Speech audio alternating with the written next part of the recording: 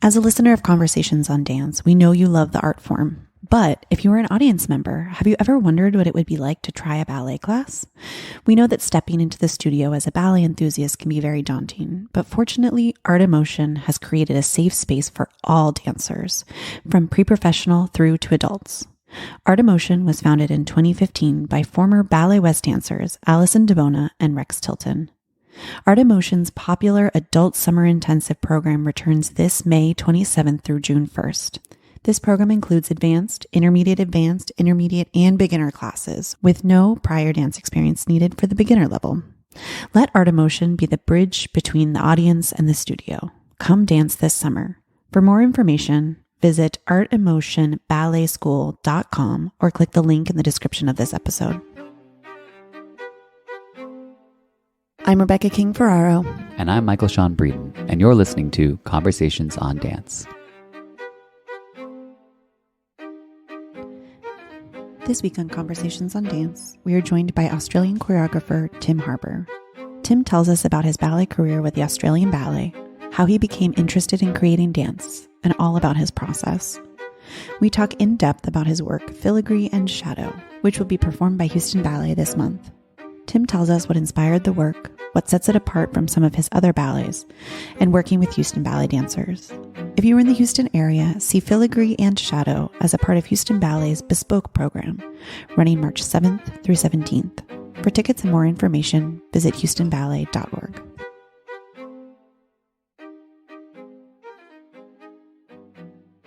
Tim, thank you so much for joining us this morning. We're so excited to talk about the work that you're doing presently at Houston Ballet. But as we do with any guests that we have not had on the podcast before, we love to hear a little about your own personal history. And we always start with when you first became interested in dance and how that sort of manifested for you. Wow, thank you. Well, it's a pleasure to be here. So I started dancing young, like I was 5 years old. I have an adopted sister who's 10 months difference between us. So we kind of almost grew up like twins, and we just did everything together, and we did gymnastics and we did dance. That was one of the things we did. And so, yeah, right from that age, I absolutely just took to it. My sister ended up veering off to gymnastics, but I stayed with dance, specifically ballet. Actually, in those days, I went to a ballet school, and I wasn't like I did tap and jazz and all sorts of other things. It was really just ballet from a very, very young age. And I remember the feeling of being very inwardly sensual. You know, like I never sort of thrived on a sense of performance. I liked the feeling it gave me deep inside, if that makes sense. Yeah. Like I can remember one of my reactions after I first started dancing, and I also loved swimming, was I used to go underwater at the pool, and you know how you can kind of almost float, like you can almost stay in this suspended state under the water and kind of improvise shape under there, and you wouldn't hit the bottom and you wouldn't float to the top. And I love that feeling, and it was just a feeling. It didn't really matter how it looked, and that's exactly what dancing made me feel like. So, and I think that carried through, like right through until I became a professional dancer. I don't think I really got performing until I was a few years into my career. I know that sounds kind of weird, doesn't it? Because it's all about performing. And I did eventually get it, but I think to this day, and the reason I even got into choreography was that sort of inside sensual feeling that it gives me is the delicious thing that I love. You know, I think that's interesting, though, because while we do often hear that people, maybe ballet is a little bit boring for them, or they don't understand until they get a little bit older, and they have those sort of tap jazz outlets or things that are, quote, more fun. It makes total sense to me to have the other way around, because we do plenty of people, you find the sort of purity and like the like that intimacy of working on your own later on. But of course, one could start that way and then explore the performing side of things. Like that makes total sense, I think. Yeah, right. I 100% believe that it really comes from the inside. And the mirror is such an illusion. We all dance in front of mirrors and spend so many hours of our life looking at that reflection and it looking back at us. And it's a really great tool, but I do sort of think the very beginning is comes from deep inside, like it's dancing with your eyes closed, that vibe. And I try to come back to that as often as I can when I'm creating and as a dancer as well. When I was learning choreography, I kind of had to come back inside to really, really absorb it and have it and make it my own. And I think as I've gotten older, I've sort of just been able to articulate that for myself a bit more. And so I teach as well, and I really try and impart that to the kids I teach.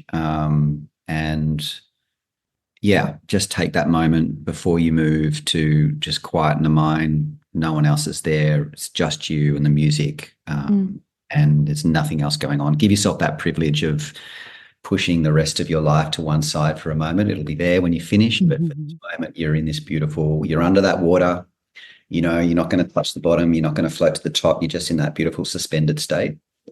Love that.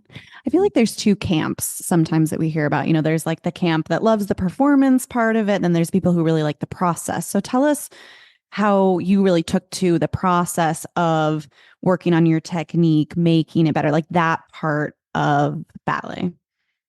Sure. Yeah, I loved that. I was one of the best dancers. I loved class and I loved the bar. You're like Michael, and I'm the one that likes performing. So we represent all the camps here. It was. I think for me, it was just that a meditation.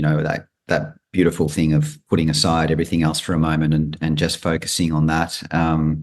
So I really like that. I think I was. You can't analyze why you've had success. It's really hard to sort of have that perspective on yourself. But I had pretty legs and feet, and I had the facility, blah blah blah blah blah, and so I think that got me a long way. And I'm not the most overtly confident person, so I think I kind of relied on that for a good while, and that's okay. I don't kind of feel ashamed about that, because I think eventually then I got better at understanding how I could be an expressive dancer and a dancer that can get to an audience. But I guess I'm just pointing out that it took me some time, like I don't think that's such a bad thing all the time. I'm not a show pony by nature. And so I had to find an authentic way to take that feeling that I was talking about before and kind of push it over the footlights a little bit more into the audience. Yeah.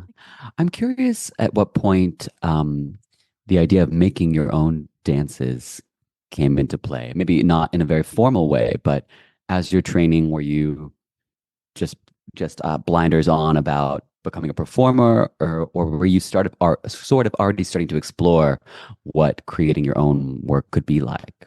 Yeah, sure.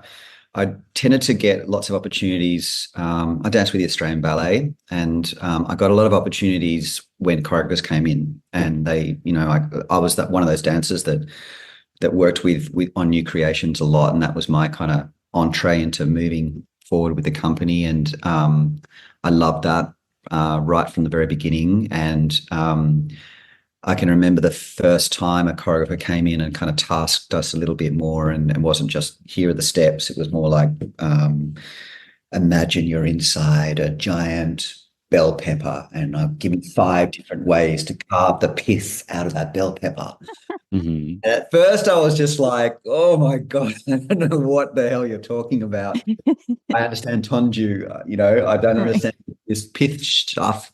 But very quickly I kind of started to actually go, you give it a go, you try it, and then you just realize the infinite possibilities of what you're doing, especially if you have a choreographer who's like really accepting of whatever you bring to them, like just thankful for the offer. And so I think that was it. Like I kind of had those opportunities in a sense to choreograph within a choreographic process with a leader, someone else, kind of all care, no responsibility. And I really, really loved that. And it grew to the point where I had that compulsion to, in my spare time, get some friends and colleagues and put together a little dance. And I showed my then artistic director one lunchtime, hey, look what I did, look what I made. And and I had an opportunity then we had an in-house kind of choreographic forum that was a thing there at the Australian Ballet, and I got an opportunity there, and I kind of was off from that point. Yeah. I love that.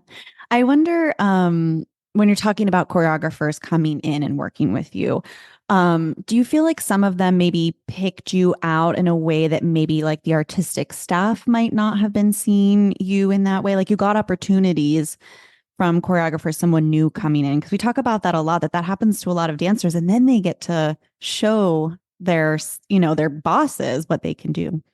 Absolutely, you get that new perspective on your dancing when you have those opportunities, and that's why it's so important, I think, for companies and dancers to have this big range.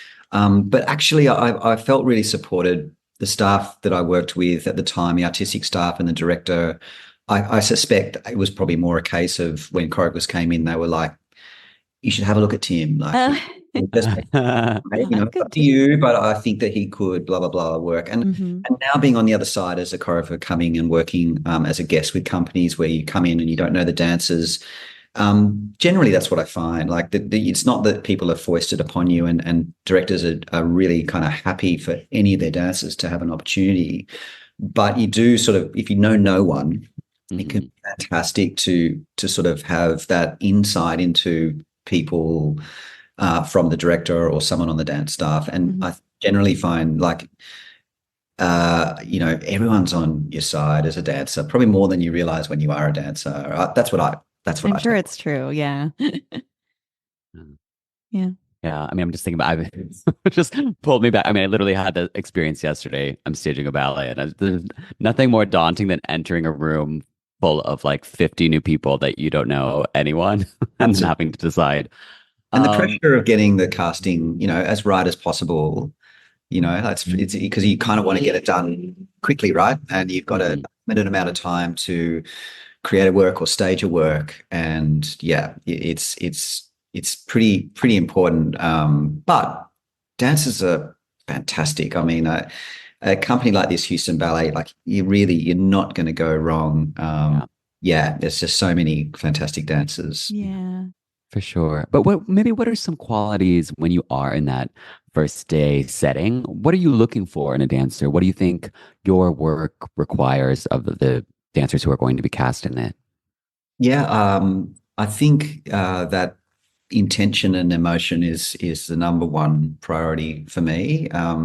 It can be hard to predict from how a dancer is in a studio to what they're going to be like on stage. I think so that thing, if you really know a company, or I was a resident choreographer with the Australian Ballet for a number of years, and that's a wonderful position to be in, because you really know this person's going to be like this on the first day, they're going to be like this during the process, and then they're going to be like this on stage, and you have that through line of understanding. But so when you don't know them, I think, yeah, that the number one thing for me is that they kind of have that courage to just go blah, don't have any inhibitions. They'll try your thing. They'll take a prompt and absolutely run with it. Maybe even kind of cross some sort of line and go too far with it. That's fantastic. So I think that's probably the number one. I like technique sometimes, but everyone's so great, like we were kind of saying. So I don't really, it becomes almost a non-issue these days for new work. And so more probably that the speed they pick something up, what they offer in terms of, if you give them some scope to say, if you were going to try that again, but add this emotion to it, how would just do something with that, and how much they throw themselves into those little openings you give them. Yeah, I think that's probably it. And just a sense of authenticity. And what the hell does that mean? Oh gosh, it's so hard to define. But like you get you can have dancers who really are almost a bit programmed to always be performing, Mhm. and that's not necessarily a bad thing. But then I suppose it's really attractive to me when you feel like you're actually seeing the person very genuinely. You know, they're really showing you them. Mhm. I think that's hugely attractive to me. Yeah. Yeah. How does the process differ? I mean, hugely, obviously, but I just wonder what it looks like when you're mounting a work that already is in existence. Are you making changes? Like that's what's happening, right? For the performance that you're going to have at Houston Ballet. How does that change? And are you working with the dancers to make it a little more their own? What does that process look like? A little bit. Like I'd love to say that was happening a lot, but it's only happening a little bit, and I think that's mostly just time pressure. It's a short amount of time, and also it's a busy company, and they're performing, and they've got other things they're doing all the time. So I can't faff around too much. Yeah. So really, I think, and I think the dancers too, they sort of want the information clearly and efficiently, and that trusted then for them to do something with that. And so I do try and make that groundwork really thorough, and really clear, and not try and lay too much on it to begin with, so that we hopefully get some time at the end of that process to then kind of individualize it a little bit, Hmm. and just kind of find what works. So like for example, yesterday, we did a bit of a run, and one of the things that happens in Filigree has an ensemble opening, and then there's this sort of sudden change, and you suddenly just got these two people, and it all of a sudden becomes a little bit more intimate.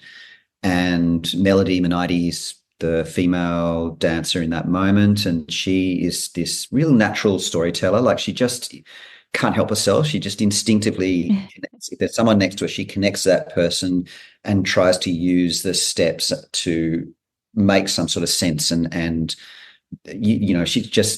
dancing's language, and I think she really grasps that very instinctively. And I think all she needed from me was to say that's fantastic. Actually, that's different to, I guess, how it was delivered originally, but Mhm. the contrast from this ensemble, really kinetic, chaotic opening to this moment, I think it actually really reads very well. It makes a lot of sense that you would suddenly be a little bit more humane, and a little bit more connected, and just little things like that. I think Hmm. letting people just be themselves as strongly as possible. It's a privileged position to be in. Yeah. Like it's not that hard. It's Mhm. art to it. It's just like, encouraging people to be themselves. You be you. Yeah. That's a really fun part of the position. Yeah. Yeah. I'm wondering if we can't get a little bit more into the nitty gritty of your process now. Let's take this particular work, Filigree and Shadow, which you made on the Australian Ballet and which Houston audiences will be seeing shortly. Where do you like to start? Do you start with a musical connection? Do you have a concept in mind and then you start exploring music? Just take us back to the tip top of your own personal process. Yeah. So it was made in 2015, and this work, I did something completely different with this work than I'd ever done before. And I actually had that process stay with me. I've made a number of other works with a similar kind of process. And I've kind of looked back a little bit now, and I mix and match. But previous to that, I did what I think probably most choreographers do, is you get a bit of music that you really, really love, and you're inspired by that. And, I don't want to say most, but that's what I did, and very much sort of reacted to the music. And I'd been reading a lot, and I'd been reading about Merce Cunningham, and I'd seen his company had toured to Melbourne, and I'd seen a number of performances that I just loved and blew my mind. Where, I think one of them, the whole audience got some old school iPods, and there were 5 tracks on the iPod, and you picked the track you wanted to listen to, and then the dancers did the dance on stage to silence, and you watched with whichever audio you had chosen. So you could be sitting next to someone that was watching the same thing with a completely different soundscape.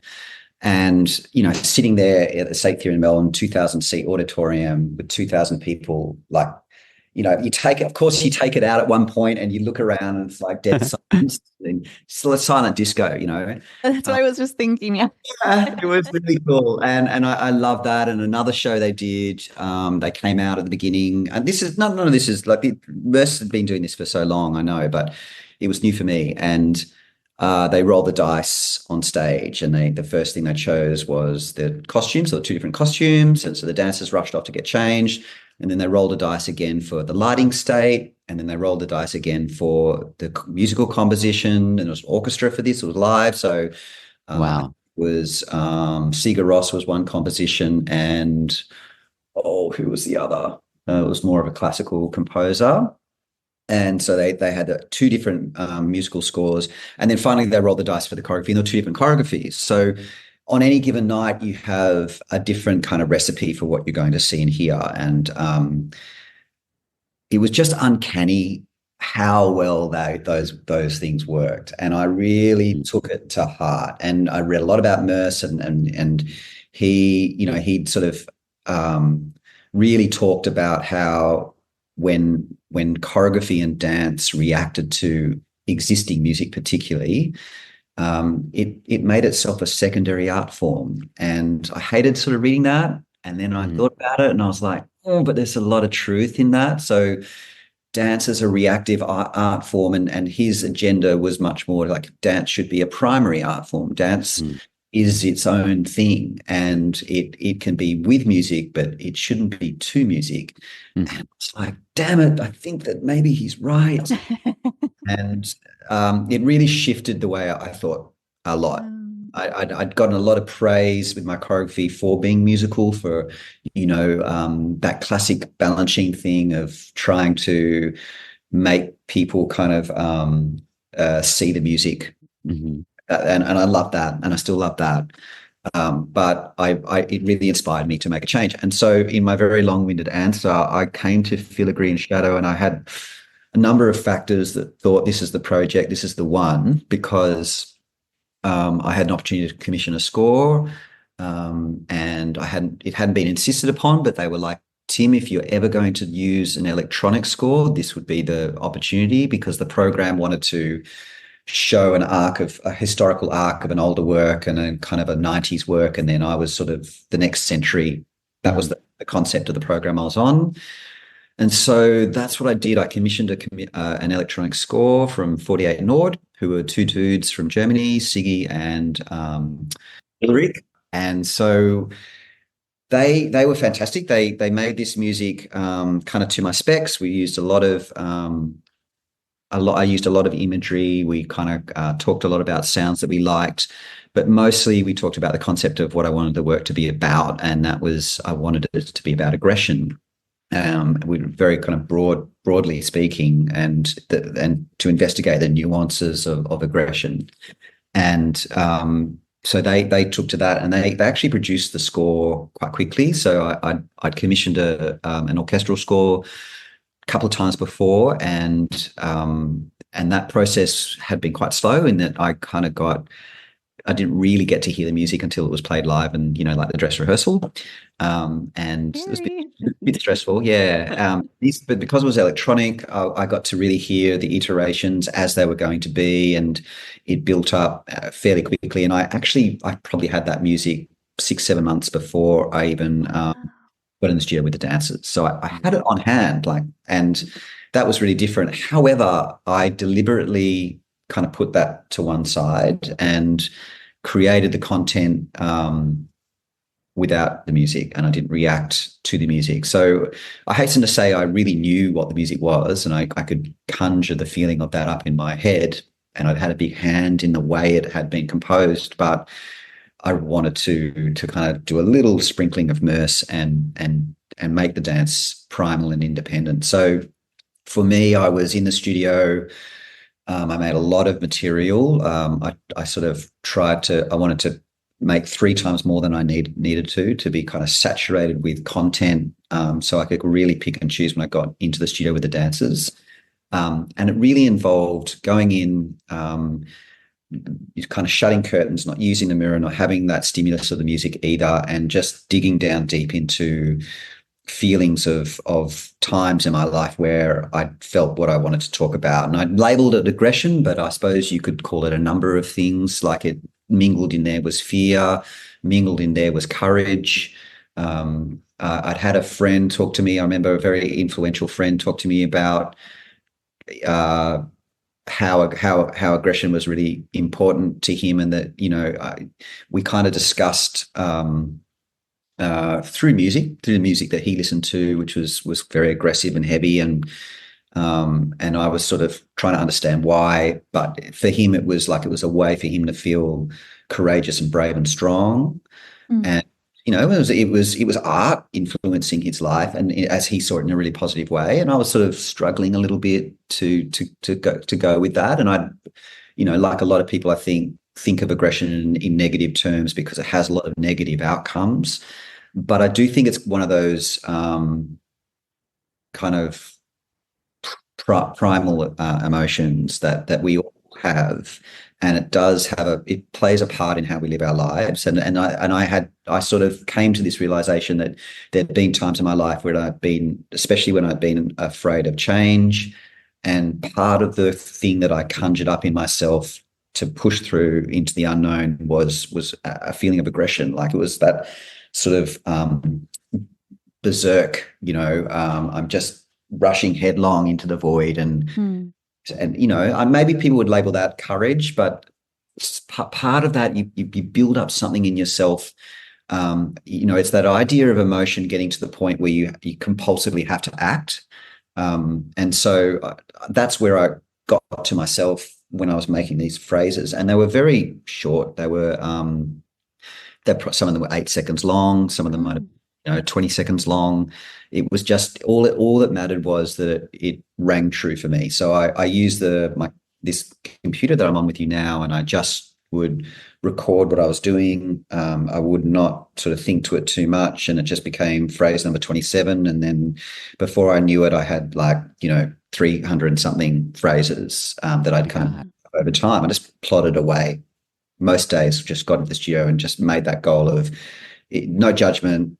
I might not use this, but I'm just going to, unload all of this stuff. And so by the time I got into the studio with the dancers, I kind of had this huge amount of content. And I just sort of, I knew by that point how I wanted to structure the work, and I knew how the music was structured.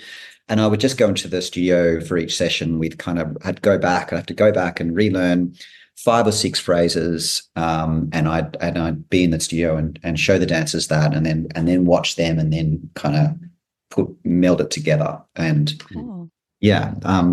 that's kind of how that work came to be, including the duets. They all came from dancers doing kind of individual phrases, and then how do we make that come together? Nothing that original, but it was new for me. Oh, cool. Right. I wonder, now you're remounting the ballet, Houston Ballet is doing it. Are you having them rehearse without the music to give that same feel, or are we back to traditional? Back to traditional. Okay. I even had to count a lot of it, go back and kind of look at original videos and sort of count out the work just to save a bit of time, because we put together huge chunks of that without the music in the room with the original cast, and it was everything triggered. So dancers would be dancing, and when they did that triggered them to do this, and let's try and bring these 2 phrases so they meet at this point. And it really that same thing with Merce. Like, when we first put on the music to a huge 3 minutes of ensemble dancing with no music, and then kind of just try to keep the integrity of the original phrase, the speed that you did the original phrase, what's fast and slow, keep that, and then press play. It was very uncanny how it just fell into place. So cool. And I've kept that phrasing, which is you wouldn't, things don't happen on 1 and neatly finish on 8, and it's still like it was. And so there are sections where the choreography seems to sort of a little bit disregard the phrasing, and there is a divergence between the music and the dance at times, but there are other times where they connect really, really strongly. just enough for me, I think, just enough for the audience to believe it, to believe that the two worlds actually are the same world, but it's just not quite. It's a bit more gritty. It's not quite, not too neat. There's Cunningham. He had this beautiful quote where he talked about watching choreography that had been exactly designed to match the music, and he said it was like watching Bambi, so a cartoon animal, which is beautiful and pretty, but not the same as watching a wild deer. Like, so you watch Bambi the cartoon and how she moves through the cartoon forest, but that's different to watching, you know, a real animal and its real rhythms and the real twitchy and the way it moves, completely different, right? And that's sort of what I've tried to make. Cool. Yeah, I think it's so fascinating hearing you talk about this process for you, because I think you're doing something. You're taking a concept that an artist has introduced to you, but doing it in a way that obviously speaks to you, works for you. Like, you don't have to exactly parrot what Cunningham did. You know, like Van Gogh did pointillist paintings, but you know, it's not going to look like Seurat. But I like that you're able to, like, it, even though now you're teaching the work to the dancers with the music still, it's still it's inherently always going to be what you did in the beginning, which is making it so that the dance is the primary driver, the dance is the primary source of art. So I like that it's clear that you're able to take this idea from another artist, but make it still true to who you are as a choreographer. I hope so. Thank you. The other factor is that the dancers are a different group, and they all bring something really different from the original people as well. And so I watch them, and it does feel fresh and kind of a little bit different as well for me. They all have access to the original video. I know, like, they've all kind of got it on their system in the Houston Ballet, and they're all watching on their phone. So I have to be a bit careful of that. Like, I think if I had the choice, I probably might have said, if I was more of a diva, I might have said, please don't let the dancers watch the original. And so I guess the reason being that I don't want them to mimic, be Bambi. I don't want them to just try and be exactly the same as their original dancer and just do their own thing. But it's not a huge concern, because they're at the height of their powers, these dancers. They're very confident in themselves, and they are, of course, themselves, and that's how they come across. And like we hear so much, they work with choreographers so often that they're so used to putting their own spin on everything. So that's like seems very organic to them. You already touched on this a little bit, talking about when you go to a new place, you have dancers that you don't know. And then when you were working at the Australian Ballet, you knew the dancers really well. So when you're creating all these little sections and you're in the studio by yourself, how much are you thinking of those dancers that you know really well? Or is it really more just the motion and the creative process? For this work, I was a bit more self-centered. I didn't really, yeah, like I think I really tried to make it very personal, and I didn't task the dancers. Every single step is kind of my thing. One, I'm kind of old and broken. The dancers were really, really great, and they were able to do things that I couldn't physicalize. So that it definitely evolved once it was sort of transposed from me to them. So yeah, look, it's funny because I look back, if I look back at the original phrases that the choreography came from, I'm so used to seeing these incredible, beautiful dancers performing it. I kind of, in my memory, I think that's how I looked when I made the original. And then I go back and I go, oh no, it's like 50%, if that, what those guys can do. So look, it blooms. It really. Sure. I know the intention and what I want behind, and the impetus behind the steps. And then they kind of, it's going from a old beat up Datsun to a Ferrari. They just do it bigger and better. No, I'm thinking, as dancers, we love validation. I mean, it's a necessary evil, I guess. I mean, we need validation from our coaches, our teachers, from the audience. but you must have a different relationship with it as a choreographer.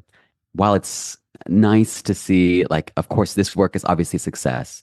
You know, it premiered in Australia. It gets picked up by another company, gets a revival by that same company, and that's must feel nice, and that's great. But what sort of relationship do you have to success as a choreographer? Oh, And yeah. how does that change things for you? Yeah, it's a great question. It's one you want to avoid, I suppose. Yeah, it speaks to ego and all sorts of vulnerabilities that we all have. Absolutely. Like I've always felt much more sensitive as a choreographer to that kind of validation and feedback. You know, if you get a good review, you don't quite believe it, and if you get a bad review, it cuts you, you know, deep, deep, deep inside, and you're never going to heal. Um, and absolutely, yeah, yeah. So I had a little bit of a policy for a while of just trying not to read that stuff, Mhm.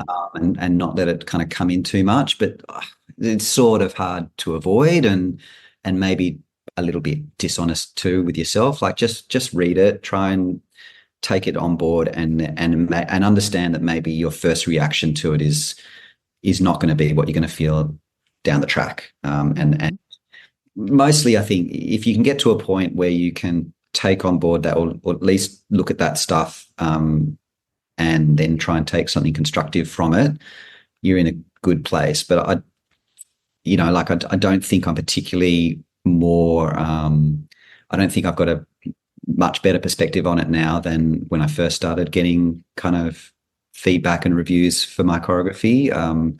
It's still, I still feel sensitive about it. I'm not sure that you ever, I don't think there's any kind of amazing insight that I can give to dealing with that.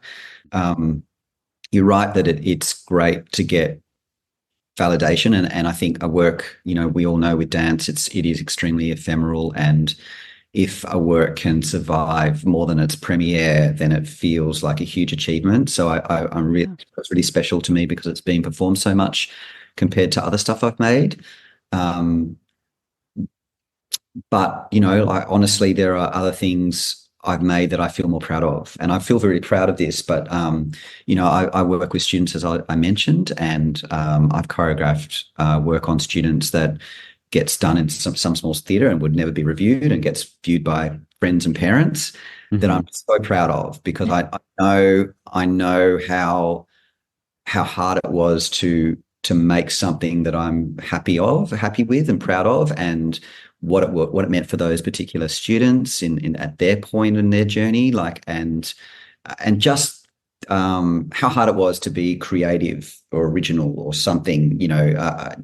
That process, you know, you feel really proud of that achievement. It's never going to have any glamour, and it's never going to be validated in a way like this work has. But there's, you know, that doesn't diminish its achievement. And so, look, that's given me a really big perspective as well. Do you feel And like that gives you a little bit of freedom, knowing that it's not going to have that same pressure? it does. But you know, Mhm. parents can be harsh, and but no, and you do look. And the older I get, the more I understand as well the responsibility as a teacher. I understand that responsibility that you have, like how important it is for those young dancers, so I actually feel more pressure now making that stuff than before. But it's really real, and it's real life, and sometimes the glamour of a big prestigious ballet company can feel like not real life, and the whole hoo-ha of premieres and opening nights and everyone dressed up and everybody loving everybody and everything's, you know, I don't know, it can feel a bit divorced from reality sometimes. Mhm. Yeah, I think good works, and this company does so many of them, cut through that. Like that all happens, and but once the curtain goes up, and if good dancing happens on stage, it does kind of cut through the bullshit a little bit. Mhm. Um, hopefully, you know, the art is strong enough to do that. Um, so yeah, and I've only recently embraced social media. Like I think I only joined Instagram a year and a half ago or something, and I never had anything before that. That was kind of dumb. Probably should have done that. So you know, pandemic did that for me. Like I made a website, and I joined Instagram because my daughter was joining Instagram. She was 13. And then I was just like, oh, you're an idiot. You should have done this a long time ago. Uh, so I guess that I feel like the reason I mention it is I feel like that feeds into a similar thing to reviews Totally. yeah. So you kind of you're having to represent yourself out there a little bit, put yourself out there, and again, you can go look at this choreographer. They've got 20,000 followers, and I've got like 200 or something, and you just kind of it can actually really affect you a lot if you let. Can I say that I enjoyed immensely the clip of this work on your website that I watched before this interview? So that totally worked for me. And I really enjoyed it. It looks so beautiful. And I love it. And that was actually, it was funny because I wanted to know about the music because it's so different and interesting. So one of the questions was how you chose it, which you've already answered. But such a fun score. It's so cool. I loved it so much. What are you hoping that Houston audiences will take away from this work? I just think that they see that it's true all the way through. Like I think they might not put a finger on it like that, but I hope that for them the intention behind it is really strong, and it's not just a series of steps. It's funny because it's like the music's loud and bombastic, and the choreography is really emphatic, but it's actually a really internal work. Like it's a psychological work. It's dealing with deep sort of internal emotions, and I think that this work has, at first, the first reaction from audiences is this is so much, and this is probably not my cup of tea, but they come around by the end of it and go. I think the reaction has a lot of the time been, I was really surprised at how much I love that, like that. Yeah. I didn't think that was going to be for me, but that I really love that, and then little old ladies all over the world kind of thing, and that's a great validation. Right. Yeah. Yeah. Well, thank you so much. This is such a fascinating interview. I loved hearing about your process and your journey. Houston audiences can come check out Filigree and Shadow March 7th through the 17th. So we hope that everyone goes to houstonballet.org to purchase tickets there. Thank you so much for joining us. Thanks, Michael. Thanks, Rebecca. My pleasure. Thank you. Conversations on Dance is part of the ACAST Creator Network. For more information, visit conversationsondancepod.com.